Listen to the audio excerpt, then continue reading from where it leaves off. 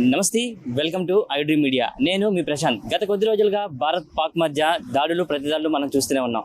పాక్ ఆర్మీకి తగిన రీతిలో బుద్ధి చెప్తూ భారత్ సైన్యం ముందుకు వెళ్తూనే ఉంటుంది. సో భారత్ పాకిస్తాన్ మధ్య వార్ సంబంధించి వైజాగ్లో పబ్లిక్ ఏమంటారో, కొంతమంది పబ్లిక్ ఉన్నారు, వాళ్ళతో కూడా మనం మాట్లాడదాం. ఎర్లీ మార్నింగ్ బీచ్కి ఎంతోమంది పబ్లిక్ వాకింగ్కి వస్తుంటారు. సో ఆ వాకర్స్ అయితే ఇప్పుడు మనతో ఉన్నారు, వాళ్ళతో మాట్లాడదాం. సార్ చెప్పండి సార్, ఇప్పుడు మనం భారత్కి పాకిస్తాన్కి మధ్య వార్ చూస్తున్నాం. ఈ వార్లో ఆపరేషన్ సింధూర్ పేరుతో మన భారత్ పాకిస్తాన్ మీద యుద్ధం ప్రకటించింది. ఈ యుద్ధం అన్ని చూస్తుంటే మీకు ఒక పబ్లిక్గా మీకు ఏమనిపిస్తుంది సార్? నాకైతే చాలా హ్యాపీగా ఉందండి. ఎందుకంటే మన మీద టూరిస్ట్ దాని మీద వెళ్ళిన పర్యాటకుల మీద 28 మందిని అక్రమంగా కాల్చి చంపేశారు ఉగ్రవాదులు. దానికి ప్రతిదాడులుగా చేద్దామని ఆ భారత ఆర్మీ నిర్ణయించుకుంది. కానీ అది పక్కన పెట్టి పాకిస్తాన్ ఆర్మీ ఏం చేస్తుంది, మన ఆర్మీ మీద దూసుకొస్తుంది. వాళ్ళు ఏం చేయాలంటే ఉగ్రవాదాన్ని అంతం చేయాలి తప్ప భారత్ మీద దాడులు చేయకూడదు. అది పోయి ఏదైతే తీవ్రవాదులు ఉన్నారో మన వాళ్ళు అటాక్ చేస్తే గాయపడిన వాళ్ళ దగ్గరికి పాకిస్తాన్ ఆర్మీ చీఫ్ వెళ్ళి కలవడం అనేది చాలా రాంగ్. అది కాకుండా మళ్ళీ పగలంతా వదిలేసి రాత్రిపూట పడుకుంటున్నారు జనాలు. ఆ టైంలోని వాళ్ళు డ్రోన్లు అవి మిసైల్స్ అవి భారత సరిహద్దుల్లో వేస్తున్నారు. అది అసలు కరెక్ట్ కాదు. అది ఏదైనా ఉంటే ఆర్మీ తేల్చుకోవాలి. జనావాసాల మధ్య డ్రోన్లు అవి వేయడం కాదు. ఎందుకంటే మన ఆర్మీ ఉంది, మన ఆర్మీ డైరెక్ట్గా ఆర్మీ మీద అటాక్ చేస్తుంది తప్ప పాకిస్తాన్ ఆర్మీ మీద వెళ్ళి పాకిస్తాన్ ప్రజల మీద ఏమి అటాక్ చేయట్లేదు కదా. మరి వాళ్ళు ఎందుకు మన భారత ఆర్మీ మీద అటాక్ చేయకుండా మన సరిహద్దుల్లో ఉన్న ఇళ్ల మీద? ఇప్పుడు రాత్రి చూశారు, ఒక ఫ్యామిలీ మీద అటాక్ జరిగింది. అక్కడ ఏమైంది, 3 గాయపడ్డారు. ఒక మహిళ పరిస్థితి చాలా విషమంగా ఉంది.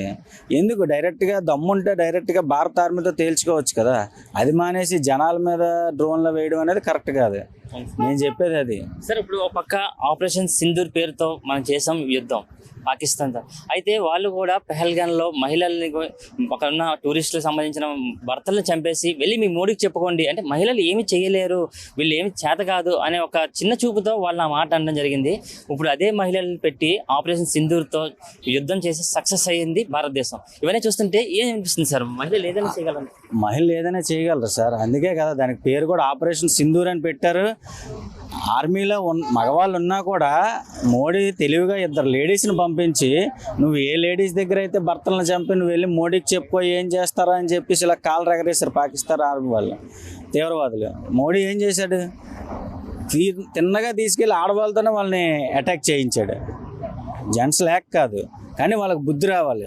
నువ్వు ఏ ఆడవాళ్ళని అయితే తక్కువగా చూసావో, ఏ ఆడవాళ్ళని అయితే నువ్వు నా దగ్గర చెప్పడం కాదు, వెళ్ళి మీ మోడీ గారికి చెప్పుకో ఏం చేస్తారో చూద్దామని చాలా ప్రగల్భాలు పలికారు.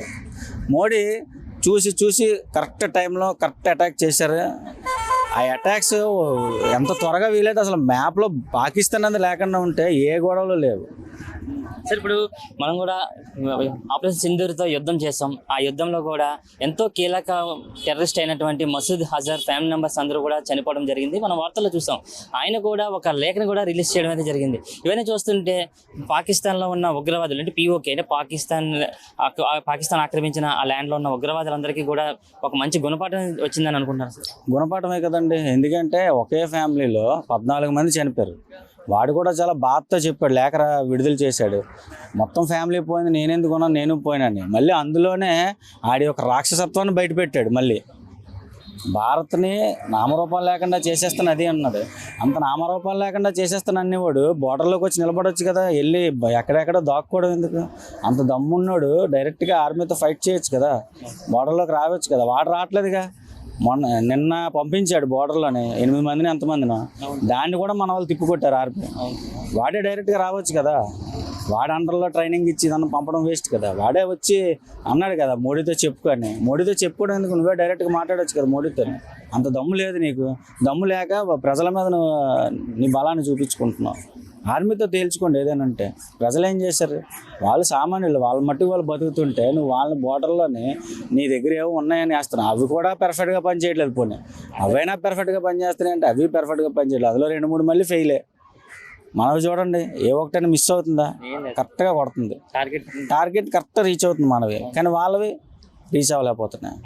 అక్కడే అయిపోయింది, అక్కడే అర్థమైపోయింది పాకిస్తాన్. కానీ ఎందుకో తెలియదు విర్రవీగిపోతున్నారు. వాళ్ళకి దమ్ము లేదని తెలుసు భారత్తో పెట్టుకుంటే, కానీ ఏదో చేసామని చెప్పుకోవాలి కదా. ఇక్కడ మనమే కాదు, అటు బలూచిస్తాన్ వాళ్ళు కూడా వేసేస్తున్నారు అక్కడ. సో ఆడికి ఎటు వెళ్ళాలో కూడా తెలియట్లేదు పాకిస్తాన్. అలాంటి పరిస్థితుల్లో ఉన్నది పాకిస్తాన్. వాడు వచ్చి మన దగ్గర ఏదేదో మాట్లాడుతుంటాడు. సార్ ఇప్పుడు ఈ యుద్ధం జరుగుతున్న సమయంలో కొన్ని నగరాలకి రెడ్ అలర్ట్ అనేది జారీ చేసింది కేంద్రం. సో అందులో విశాఖపట్నం కూడా ఒక రెడ్ అలర్ట్లోనే ఉంచింది. సో ఎక్కడికక్కడ పోలీసులు మాక్ డ్రిల్ లాంటివి నిర్వహిస్తున్నారు, అవేర్నెస్ కల్పిస్తున్నారు. ఇంకా ప్రజలకి ఇది చాలా బాగా ఎక్కువగా రీచ్ అవ్వాలంటే ఎలాంటి మాక్ డ్రిల్స్ నిర్వహిస్తే బాగుంటుంది, ఎలా చేస్తే బాగుంటుంది అంటారు సార్? అంటే పర్టికులర్గా చిన్న ఏరియాలో మాక్ డ్రిల్ నిర్వహిస్తున్నారు. అలా కాకుండా ఇప్పుడు ఈరోజు సాటర్డే, రేపు సండే, వీకెండ్స్లో ఆర్కే బీచ్ అనేది చాలా ఫుల్గా ఉంటుంది. అలాగే ఇప్పుడు మన సిఎంఆర్ సెంటర్లో ఉంది. సో పెద్ద మాల్స్ ఉన్నాయి. అలాంటి వాటి దగ్గర జనాలు గుమిగూడుతారు. అలాంటి ఏరియాల్లో ఈ మాక్ డ్రిల్స్ నిర్వహిస్తే బాగుంటుంది. ఇప్పుడు ఆక్సిజన్ టవర్స్ అంటే ఒక్క వాళ్ళలో ఉండాలి. వాళ్ళు ఏముంటుంది, కార్లో వస్తారు, కార్లో వెళ్ళిపోతారు. కానీ సామాన్యులు ఆర్కే బీచ్కి వచ్చి సాయంత్రం సేద తీరుతారు. వాళ్ళు ఇంట్లో ఉంటారు, ఏదో చేసుకుంటారు. అదే ఇలాంటి ఆర్కే బీచ్లో జనాలు ఎక్కువ ఉన్న వాటిలో మాక్ డ్రిల్ నిర్వహిస్తే జనాలకు ఇంకా ఎక్కువ అవేర్నెస్ వస్తుందని నా అభిప్రాయం. సార్ బోర్డర్లో ఎంతో మంది సైనికులు కనీస అవసరాలు అంటే వాళ్ళకి సరిగ్గా ఫుడ్ లేకపోయినా, తాడే నీళ్ళు లేకపోయినా సరే మన దేశం కోసం ప్రాణాలు అర్పిస్తున్నారు, అమరవీరులు అవుతున్నారు. సో ఇలాంటివి చూస్తుంటే ఇక్కడ ఉన్న యూత్ ఏం నేర్చుకుంటే బాగుంటుంది అంటారు? యూత్ ఇప్పటికైనా కొంతమంది ఆర్మీ వైపు మొగ్గు చూపితే బాగుంటుందని నా ఉద్దేశం. ఎందుకంటే ఇప్పుడు అదే ఆర్మీ లేకపోయి ఉంటే మన పరిస్థితి ఏంటి? పాకిస్తాన్లో ప్రజలు ఎలాగైతే పరిగెడుతున్నారో రేపు పొద్దున మనం అలాగే పరిగెట్టాల్సి వస్తుంది. సో అక్కడ ఆర్మీ అంత పర్ఫెక్ట్గా ఉంటుంది, వాళ్ళకి కనీసం నిద్ర ఉండదు. ఏ టైంలో ఏ అటాక్ జరుగుతుందో తెలియదు. నిన్నే చూసాం కదండి, ఒక సైనికుడు చనిపోయాడు. సో ఇలా ఎంతమంది ప్రాణాలు అర్పించాలి? ఏదో మన టెక్నాలజీ భారత ఆర్మీ ధైర్యంగా ఎదుర్కొంటుంది కాబట్టి సరిపోయింది. లేకపోతే మన పరిస్థితి ఏంటి? ఆర్మీ వైపు మొగ్గు చూపకపోతే ఆర్మీలో రిక్రూట్మెంట్ కూడా తగ్గిపోయింది అనుకోండి. యాక్చువల్గా ఆర్మీలో రిక్రూట్మెంట్ జరగట్లేదు ఇప్పుడు. యాక్చువల్గా మన రిటైర్డ్ మేజర్ గారు ఎవరో కూడా చెప్పారు అది. సో రిక్రూట్మెంట్ కూడా ఉంటే మంచిది. ఎందుకంటే ఎప్పుడు ఎలాంటి విపత్కర పరిస్థితి వస్తుందో మనం చెప్పలేం. అందరూ డాక్టర్స్, సాఫ్ట్వేర్ ఇంజనీర్స్ ఇవే చూసుకుంటున్నారు హ్యాపీగా లైఫ్ లీడ్ చేయాలని. సో ఇండియా కోసం కూడా కొంతమంది ట్రై చేస్తే బాగుంటుంది. సార్ ఇప్పుడు మనకి ఈ దాడిలోని మన తెలుగు వాడైనటువంటి కూడా ఉన్నారు, మురళీ నాయక్ గారు. ఆయన కూడా వీరమరణం పొందారు. అవన్నీ చూస్తుంటే ఎలా అనిపిస్తుంది సార్? అది ఒకటే సాడ్గా ఉంది. ఎందుకంటే హ్యాపీగా అంత బాగా జరిగిపోతున్న టైంలోనే ఒక్క జవాను మృతి చెందడం అనేది కొద్దిగా బాధాకరంగా ఉంది. అతనికి కూడా ఏం అవ్వకుండా ఉంటే బాగుండు. కానీ ఏం చేస్తాం, యుద్ధం అన్న తర్వాత కొంతమంది వీరమరణం పొందాలి. కానీ ఆయన మాత్రం వీరమరణమే పొందారు. ఆయనది మాత్రం మనం మర్చిపోలేము. ఆయన చేసిన సాక్రిఫైస్, దేశం కోసం చేసిన సాక్రిఫైస్ మాత్రం మనం మరవలేము. ఆయనకి మాత్రం అశ్రునివ్వాలి. ఎందుకంటే అలాంటి ఆర్మీ వాళ్ళు అక్కడ ఫైట్ చేయబట్టే మనం ఈరోజు ఇక్కడ ఇంత ప్రశాంతంగా ఇప్పుడు మీరు ఇంటర్వ్యూ తీసుకోవడం కానీ, నేను ఇంటర్వ్యూ ఇవ్వడం కానీ, ఇంతమంది జనాలు మార్నింగ్ వాక్కి రావడము, ఫంక్షన్స్ జరుగుతున్నాయి, ఎవరి మట్టుకు వాళ్ళ లైఫ్ లీడ్ చేస్తున్నారు, హ్యాపీగా ఉన్నారు. అదే వాళ్ళే లేకపోయి ఉంటే ఈరోజు మనం కూడా అక్కడ ఇక్కడ దాక్కోవడానికి పరుగులు ఎట్టుకొని తిండి టైంకి ఉంటుందో లేదో ఎన్నో టెన్షన్స్, మన భార్య పిల్లలు, మన ఫ్యామిలీ ఏమైపోద్ది, ఈ టెన్షన్స్తో మనం ఇబ్బంది పడి ఉండేవాళ్ళం.